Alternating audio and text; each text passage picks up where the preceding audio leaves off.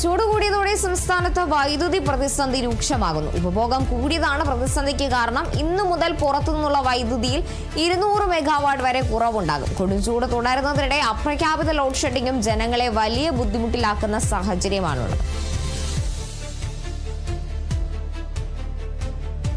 വിവരങ്ങളുമായി ആന്റണി ജിസ്റ്റോർ ചേരുന്നുണ്ട്. ആന്റണി, എന്തായാലും ചൂട് കൂടുതലാണ്.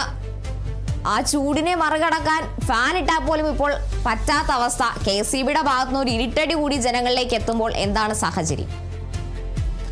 തീർച്ചയായിട്ടും രാത്രി കാലങ്ങളിൽ ഒക്കെ വലിയ പ്രശ്നം അല്ലെങ്കിൽ വലിയ ചൂട് ഇപ്പോൾ അനുഭവപ്പെടുന്നുണ്ട്. പകലും ചൂടിന് മാറ്റമില്ല. അതുപോലെ തന്നെ രാത്രിയാകുമ്പോൾ അതിൻ്റെ ഇരട്ടി ചൂട് അനുഭവപ്പെടുന്ന ഒരു സാഹചര്യമുണ്ട്. രാത്രി ആളുകൾ ഉറങ്ങാനൊക്കെ പോകുന്ന ആ സമയത്തൊക്കെ ഇത്തരത്തിൽ പെട്ടെന്ന് വൈദ്യുതി നിലയ്ക്കുന്നത് വലിയ രീതിയിലുള്ള പ്രതിസന്ധി ഉണ്ടാക്കുന്നുണ്ട് എന്നുള്ളത് തന്നെയാണ് ഏറ്റവും പ്രധാനപ്പെട്ട കാര്യമെന്ന് പറയുന്നത്.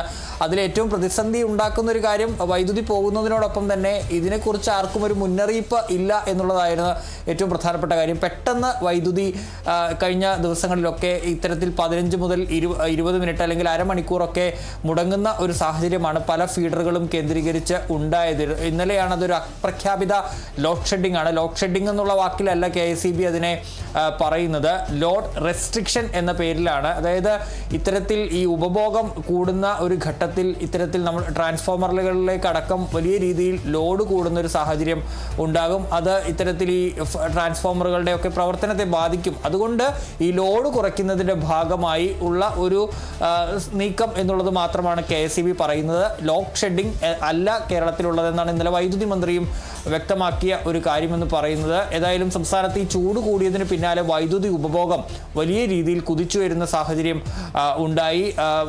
അത് KCBയെ സംബന്ധിച്ച് ഇനി ഈ പ്രതിസന്ധി എങ്ങനെ മറികടക്കുമെന്നുള്ളൊരു ആശങ്കയൊക്കെ ഉണ്ടായിരുന്നു. ഏതായാലും പുറത്തു നിന്നുള്ള വൈദ്യുതിയുടെ കാര്യത്തിലും ഇപ്പോൾ ഒരു പ്രതിസന്ധി ഉണ്ടാകുന്നു. 200 മെഗാവാട്ട് ഇന്നു മുതൽ പുറത്തു നിന്നുള്ള വൈദ്യുതിയുടെ അളവിൽ കുറവ് വരികയാണ്. കഴിഞ്ഞ 16-ാം തീയതി 200 മെഗാവാട്ടിൻ്റെ കുറവ് വന്നിരുന്നു. അതിന് പിന്നാലെ 20-ാം തീയതിയും 200 മെഗാവാട്ടിൻ്റെ വൈദ്യുതി കുറവ് പുറത്തുനിന്ന് വന്നിരുന്നു. അങ്ങനെ 600 വാട്ടിൻ്റെ കുറവാണ്, 600 മെഗാവാട്ടിൻ്റെ കുറവാണ് ഇനി മുതൽ ഉണ്ടാവുക. അത് വലിയ രീതിയിൽ നമ്മുടെ വൈദ്യുതി വിതരണത്തെ ബാധിക്കും എന്നുള്ളതാണ്. പ്രത്യേകിച്ച് നമ്മൾ ഇവിടെ ഉൽപ്പാദിപ്പിക്കുന്നതിനോടൊപ്പം തന്നെ പുറത്തു നിന്നുള്ള വൈദ്യുതിയെ കൂടി ആശ്രയിച്ചാണ് ഈ നമ്മുടെ ഉപഭോഗം അനുസരിച്ചുള്ള വൈദ്യുതി ലഭ്യമാക്കുന്നത്.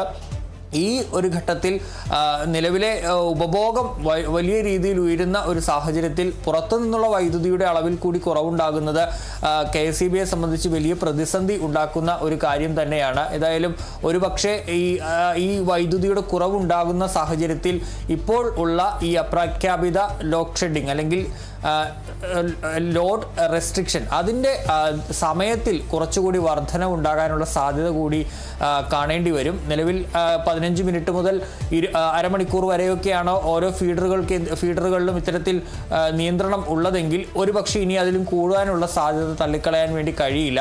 കാരണം പുറത്തുനിന്നുള്ള വൈദ്യുതി കൂടി മുടങ്ങുന്നതോടുകൂടി നമുക്ക് ആവശ്യമുള്ള വൈദ്യുതിയിലേക്ക് എത്താൻ വേണ്ടി കഴിയില്ല. ആവശ്യത്തിലധികം ആണ് ഇപ്പോൾ നമ്മുടെ കയ്യിലുള്ളതിനേക്കാൾ കൂടുതലാണ് പ്രത്യേകിച്ച് ഉപഭോഗം എന്ന് പറയുന്നത്. കാരണം ഈ ചൂട് കൂടിയതോടുകൂടി ആളുകൾ AC-യും അതുപോലെ തന്നെ ഫാനുകളും ഒക്കെ നിരന്തരമായി ഉപയോഗിക്കുന്നൊരു സാഹചര്യമുണ്ട്. ഇപ്പോൾ ഭൂരിഭാഗം പേരും AC-യിലേക്കൊക്കെ മാറിയതുകൊണ്ട് തന്നെ വൈദ്യുതി ഉപഭോഗവും വീടുകളിലൊക്കെ വലിയ രീതിയിൽ ഉയർന്ന ഒരു സാഹചര്യമാണ്. ഇനിയും ഉയരാനുള്ള സാധ്യത തന്നെയാണ് ഉള്ളത്. കഴിഞ്ഞ 2 ദിവസങ്ങളിൽ ഒരു വേനൽ മഴയൊക്കെ പെയ്തത് ആശ്വാസമായെങ്കിൽ പോലും അതും ഈ ഉപഭോഗത്തിൻ്റെ കാര്യത്തിൽ ഒരു മാറ്റം കൊണ്ടുവരാൻ സാധിച്ചിട്ടില്ല. ഏതായാലും ഒരുപക്ഷെ ഈ വരും ദിവസങ്ങളിൽ ഈ അപ്രഖ്യാപിത ലോഡ് ഷെഡിംഗ് അല്ലെങ്കിൽ ലോഡ് റെസ്ട്രിക്ഷൻ്റെ സമയം കൂടാനുള്ള ഒരു സാധ്യത തള്ളിക്കളയാൻ വേണ്ടി കഴിയില്ല. ഏതായാലും ഇതിനെതിരെ വലിയ പ്രതിഷേധമൊക്കെ പല സ്ഥലങ്ങളിലും നടക്കുന്നുണ്ട്.